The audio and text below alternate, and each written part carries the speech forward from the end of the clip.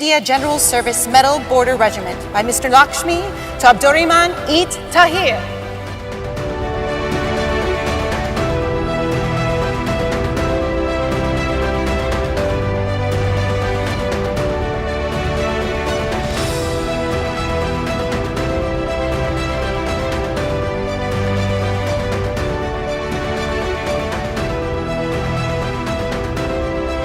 Mr. Abdurehman Eid Tahir is the CEO of Ethiopian Investment Holding, the official sovereign wealth fund of Ethiopia.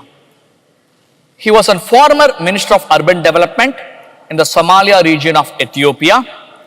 The Ethiopian Investment Holding is also tasked to improve the running of the portfolio of state-owned enterprises, whose assets are worth some 2 trillion birr, which is 38 billion US dollar, with an annual revenue of $6.2 billion. The assets are 34% of Ethiopian economy measured by gross domestic product GDP. Before taking the management position at the Ethiopian Investment Holdings, Abdurehman was a key member of the reform team in the Somalia region of Ethiopia.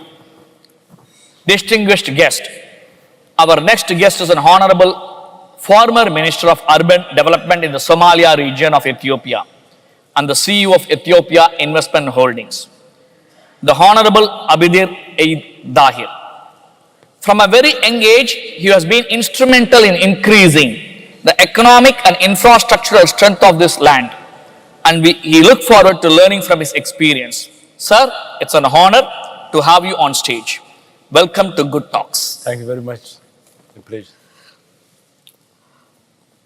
So I would like to start from your early ages of your life. How was your life growing up in Jijiga as a son of a president? What was the reason you wanted to take up a public service? Thank you very much, Dr. Lee. I think to give a bit of context, Ethiopia is a federal state. We have regions which are sovereign, which administer themselves. So that's the one you are mentioning, the region I used to work from and where I am from is Somali regional state of Ethiopia. So that's where I grew up. The time you mentioned was a time when the country was in transition, where we were transiting from a socialist military regime, which was the Derg. So it was a time when the current federal system was also set up. So it was a turbulent time where I had the opportunity to closely observe the situation changing and how the society viewed in terms of that system, which was new at the time, that we were moving into. So I was able to understand how the system is, what the people at the time, the situation they were in, and the kind of work it would require to change the socio-economic situation of our people. And I would say it educated me and made me ready for the post. It was not at that time that I decided to be a public servant, of course, but later on, when the opportunity came, I was able to use the education and experience I have from being close to the situation at the time. You have been a politician. Currently, you are in a different public service. I don't want to call you as a money manager, but I would like to say somebody who is handling the country's wealth. So you have a moral responsibility. That wealth is well delivered to your country, every country person. As a politician, what are your key priorities in the past and strategies in the past, and what changed now for you? I think I was very much happy to admit that starting from yesterday, the number of times people were mentioning impact investment. When people hear the Global Wealth Conference, it would look like people simply discussing about increasing their wealth. But here we had the opportunity to hear people who were investing to change in people's life. So that is exactly whether you are in politics or whether we are trying to improve the economic situation of the people, that's what the target is.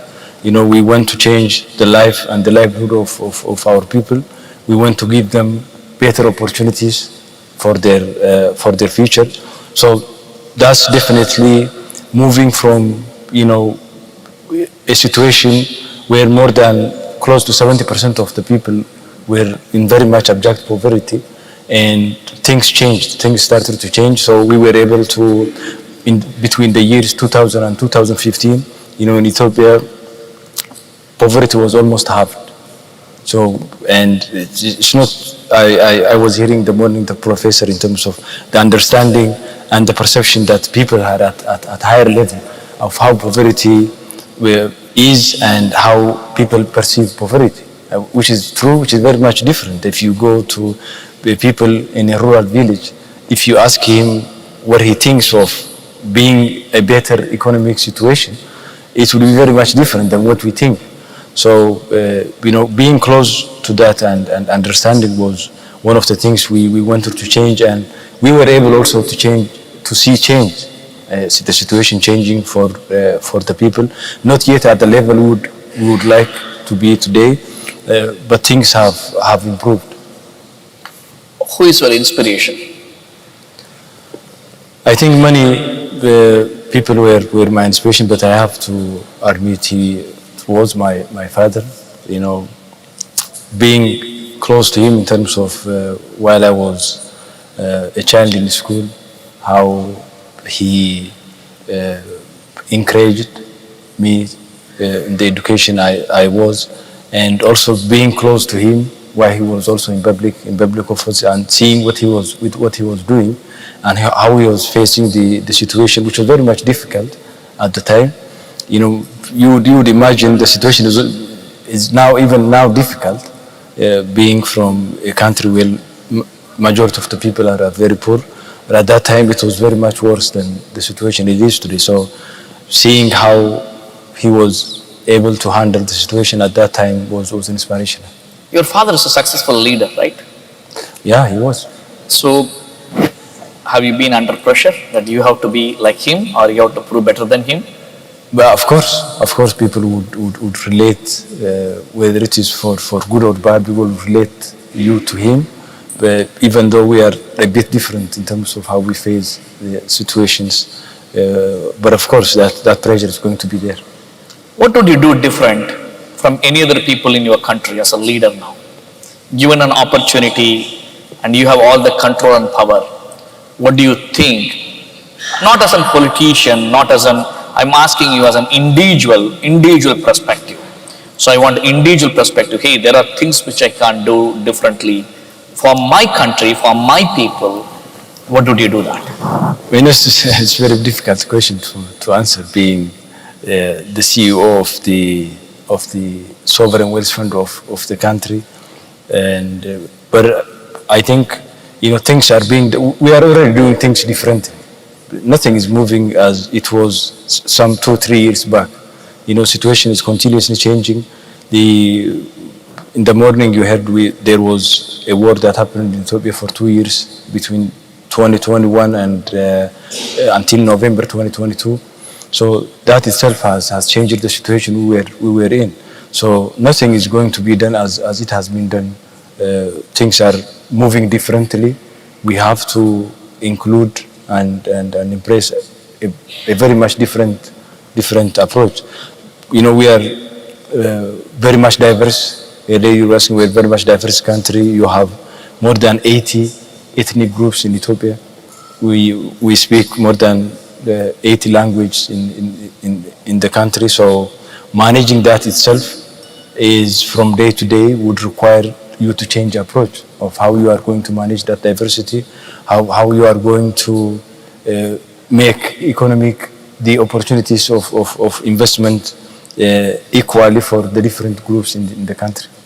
You come from a successful family, you are a successful politician, you are holding a successful office now, your life journey, you have seen everything. What is making you to run every day morning still? I think the people,